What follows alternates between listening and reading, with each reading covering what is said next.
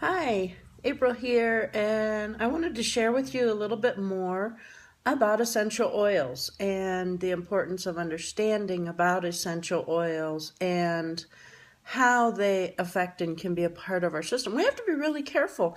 I actually treat my essential oils much like got a little bit of a much like a medicine in my medicine cabinet, and so. You have to treat them as such, like we talked about in the other video. We have to be very aware of our essential oils, and not all oils are the same. Even though they may have a label on them that say they're therapeutic grade or that they're 100% pure, you really have to be careful. And if I could do the smell test with you, I would show you taking 4 or 5 different companies and lining their oils up, oil to oil. For example, if we used a lavender, because that's one of a popular oil that a lot of people tend to use, and if we lined them up and you smelled the lavender from the different companies, and depending on what product they've used, if the product is clean and pure, if it's been grown on an organic farm, all of those things are contributors to making that compound of that essential oil. And as we research and as we learn, they all will, you can tell the difference immediately. If it smells very perfumey, you know that there's been some adulterants added.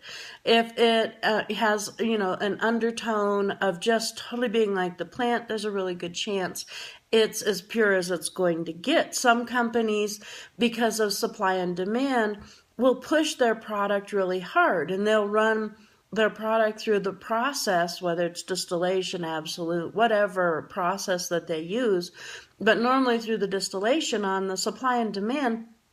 Some companies, and I've even been told in a conversation with someone who has a very large company that yes, he pushes it because of the supply and demand. And you can tell from his early product to what he's putting out now. You can pick up the tone and the difference within it. And it's when you run that distillation process, you only run so long, you only run under certain temperatures, you only run the product one time. All of those are things to take into consideration. And you always want to look for a product that carries a seal of approval, having the tone and all of that documented. That's one of the best ways to know that you're getting a product that's good. Another thing is when you apply essential oils to your skin, or you're inhaling it, however you are using the product, it actually absorbs within the body and into our central nervous system within 7 seconds.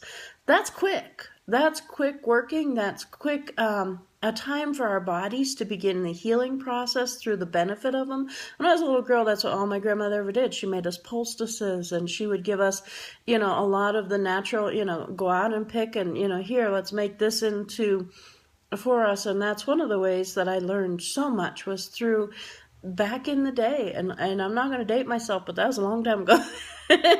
Anyhow, so know that when you use essential oils, it reacts and it starts the process within 7 seconds of application to you.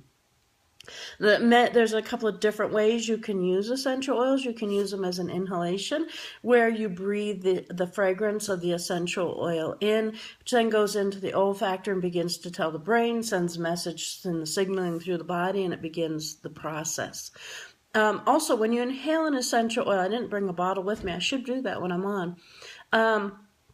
When you're inhaling an essential oil, because the left side and the right side of the brain will perceive it differently, you don't want to go shh like this when you're sniffing it, because what happens is it floods the brain, and all of a sudden you just get the fragrance. But if you want to pick up the true tone of that essential oil, much like testing a great wine, you have to know the proper method to do it to get the best bouquet, to get the best message. You bring your bottle over one side of your nose and inhale, and over the other side of your nostrils.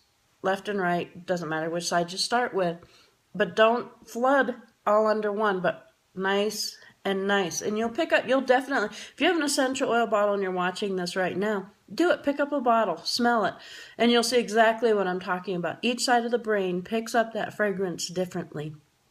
Another method is topical, where you place it on the skin. You always want to test and make sure that it's not going to burn you, that it's not going to create a rash, that you're not going to have some kind of reaction to it. If it's hot, like we said in the last video, use a carrier with it. Use a lotion, use a cream, anything that's hypoallergenic that would be complementary to your essential oil will work. Jojoba oil is actually one of the best things to use because it's basically it's not an oil. It's actually it's like what we excrete out of our skin. An infusion, it is basically where you can put that into a room, into a diffuser, allow it to go into the atmosphere so that it's around us and so that it's just in your everyday. Maybe you'll be picking up some of the little particles as they're in the air, and sometimes you'll be picking up some of the little particles through inhalation. Check out our website, solteraessences.com. Been great sharing with you. Talk to you later.